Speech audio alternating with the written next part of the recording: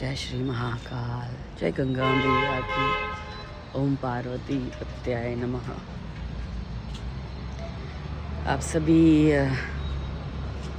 भारतवासी, सभी धरतीवासी, पृथ्वीवासी को मेरा बहुत बहुत नव वर्ष की शुभकामनाएं और नवरात्रों की बहुत बहुत बधाइयाँ आप सभी को। हिंदुस्तानी नव वर्ष की बहुत बहुत बधाइयाँ आपको। नवरात्रों में कहा जाता है जैसे नवरात्र शुरू होते हैं मार्च में, उसी दिन हिंदुस्तानी नव वर्ष मनाया जाता है। तो बिल्कुल मैं सभी को नव वर्ष की और नवरात्रों की बहुत सारी बधाइयाँ देना चाहूँगा।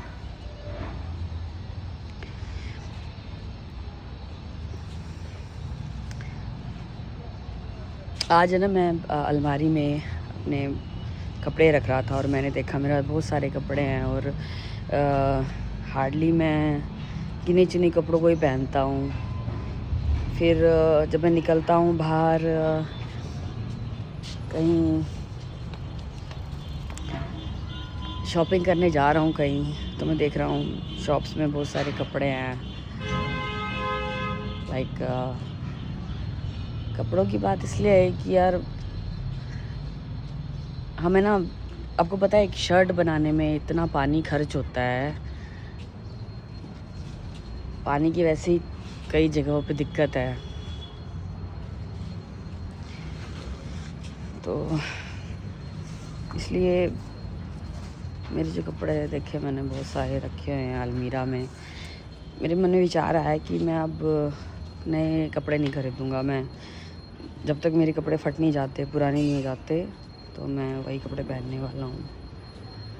फिर दूसरी बात ये कि भगवान हमें इस लायक तो बनाता ही है कि हम 200-300 रुपये, 400 रुपये, 500 रुपये भी हम डेली कमा सकते हैं। हमें भगवान ने इतना सक्षम बनाया है। पर जहाँ बात आ जाती है इच्छाओं की, ज़रूरतों की, तो वो तो आसमान की तरह हैं। इच्छाएं तो कभी ख़त्म नहीं हो सकती है इंसान की। पर जहाँ तक मैंने नोटिस किया, अभी मैं अपनी बाइक लेके आया, मेरे पास अब 2 बाइक हैं, तो एक बाइक लेके आया मैं।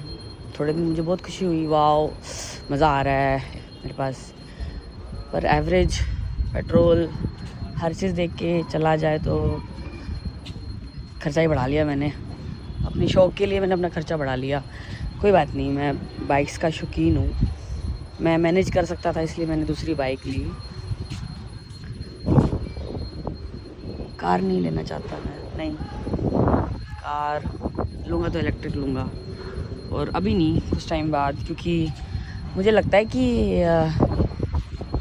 इंसान जवानी में मेहनत करे और जब उसे लगे कि हाँ अब टाइम आ चुका है कि वो अब गाड़ी में बैठने लायक, सीट बनने लायक हो गया है, तो बिल्कुल गाड़ी ले वो।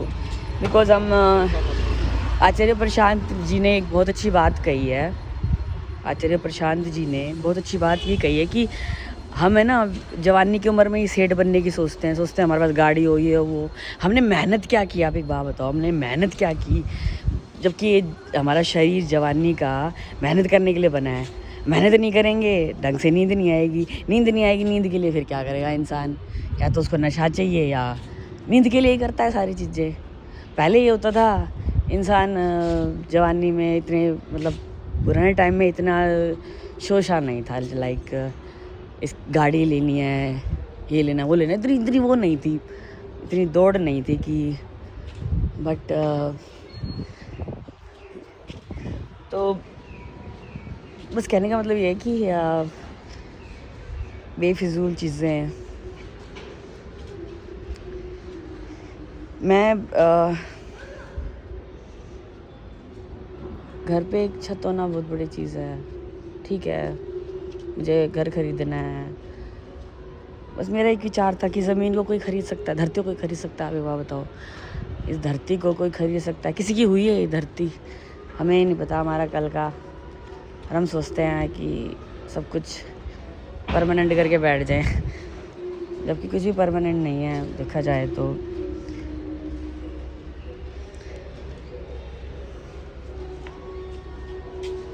मैंने मज़दूरों को बहुत खुश देखा है, सच बताऊं तो।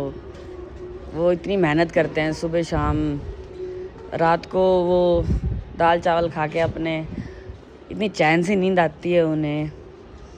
उनके पास घर नहीं होता, दूसरे घर बनाते हैं वे, पर खुद का घर नहीं होता उनका, क्योंकि उनको टेंशन ही नहीं। उनको ये बताया कि भाई मैं जो आज मेहनत कर रहा हूँ मुझे शाम को उसकी रोटी मिलेगी। उनको कोई टेंशन नहीं है कि घर बनाना है, प्रॉपर्टी बनानी है बहुत सारी, कुछ भी है।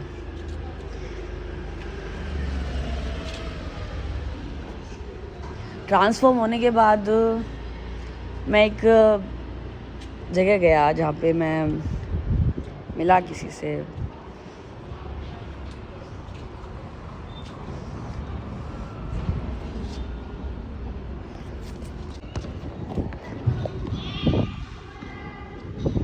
पूरी पूरी नेबू,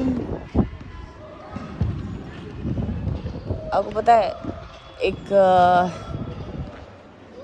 औरत की लॉयल्टी तब टेस्ट की जाती है जब उसके पार्टनर के पास, उसके आदमी के पास कुछ नहीं है। सेम आदमी की लॉयल्टी तब चेक की जाती है जब उसके पास सब कुछ होता है। आजकल ईगो इतना हाई कर दिया गया है कि लोग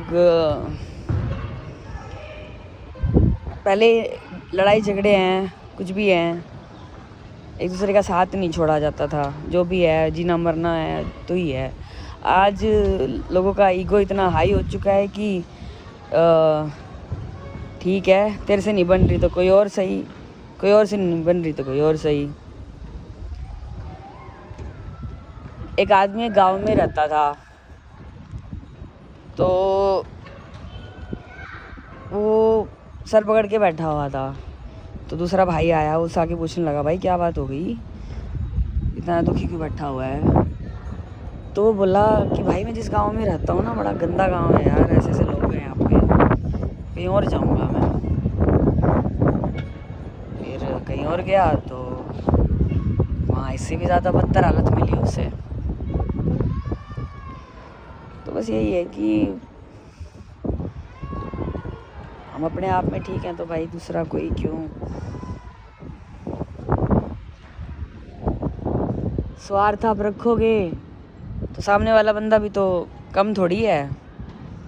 किसी से आप स्वार्थ का रिश्ता बांध रहे हो तो आपको क्या लगता है सामने वाले आपको फिर, क्योंकि लाइक अट्रैक्ट्स लाइक,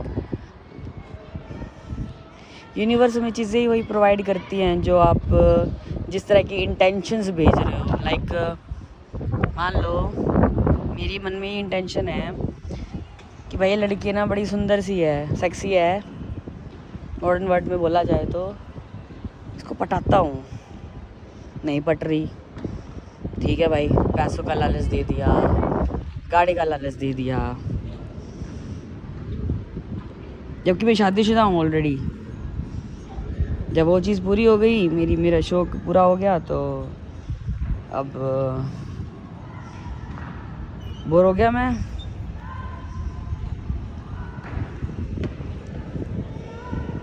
तो भाई आप बस ये आपकी इंटेंशन मैटर रखती है। अगर आप किसी को पैसे से ख़रीद रहे हो तो वो कितने दिन रहेगा आपके साथ, या आप किसी को स्वार्थ से, किसी को लूटने के लिए आप किसी के साथ रह रहे हो तो वो कितने दिन। माँ बेटे में, बाप बेटी में, या माँ बाप में, बच्चों में भी स्वार्थ आ जाए तो वहाँ रहना उचित नहीं है। क्योंकि निस्वार्थ रिश्तों में इंसान जान तक दे देता है। पैसे और गाड़ी और मकान की बात नहीं है, बस ये है कि रिश्ते दिल के और आत्मिक होने चाहिए। अगर आप किसी को लूटने की सोच रहे हो, फ़ायदा उठाने की सोच रहे हो, तो सामने से वो चीज़ें आएंगी ओबियसली लौट के।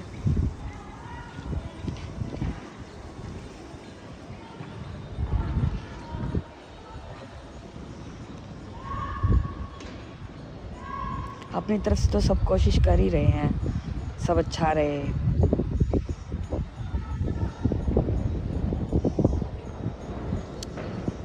धोखा और झूठ किसी के साथ आप कर रहे हो तो भाई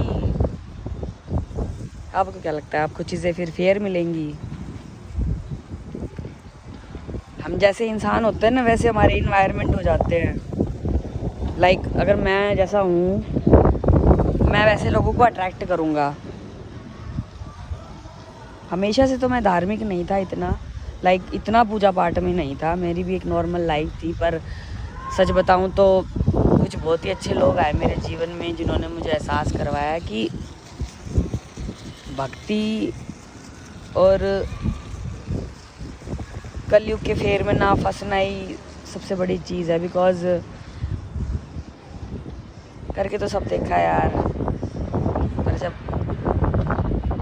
ये लगा ना कि भोलेनाथ का हाथ पकड़ के ही मुझे जो सुख शांति प्राप्त हुई है, क्योंकि ईश्वर एनर्जी है। और जब हम किसी एनर्जी को डेडिकेट हो जाते हैं, किसी ऐसी एनर्जी को जो पवित्र है, एक्चुअल में जो पाक है। मैं डॉग से क्यों प्यार करता हूँ? क्योंकि जानवरों से इसलिए प्यार करता हूँ क्योंकि निस्वार्थ होते हैं यार, निस्वार्थ होते हैं वो। और मुझे भाई मैं ना संसार में अकेला रहना पसंद करूँगा, पर मैं बर्दाश्त नहीं कर सकता कि कोई झूठ और धोखा दे। मैं पसंद नहीं करता ऐसे ना, इसलिए झूठी ज़िंदगी में जीने से अच्छा यार अकेले अपने आप को लर्निंग दो कुछ ना कुछ डेली।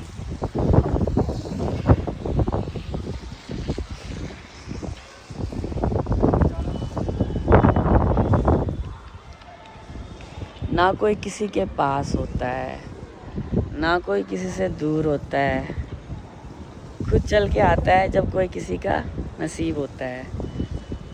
तो मैं मानता हूँ मेरा नसीब मेरे भोलेनाथ बड़ी मुश्किल से पाया। प्रभु जी आपको मैं क्या बताऊँ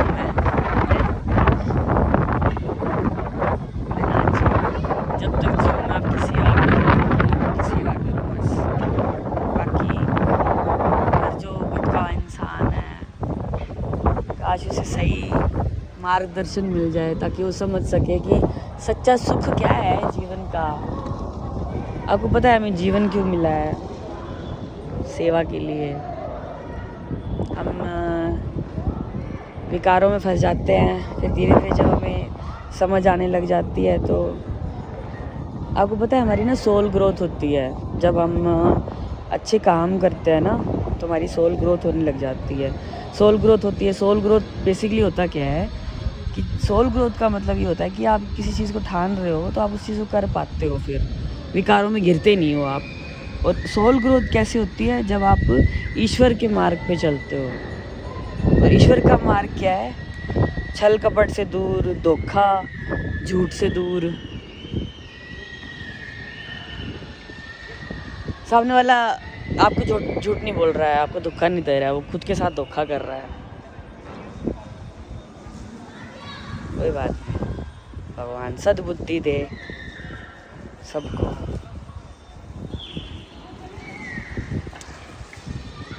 ठीक है यार, भगवान भला करे सबका।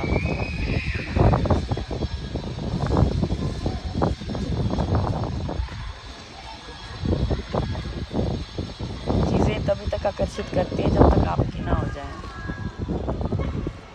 आकर्षण प्यार नहीं होता, प्यार तो त्याग है।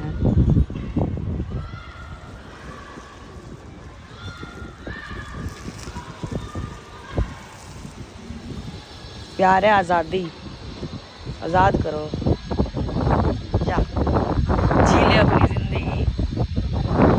और धोखा और झूठ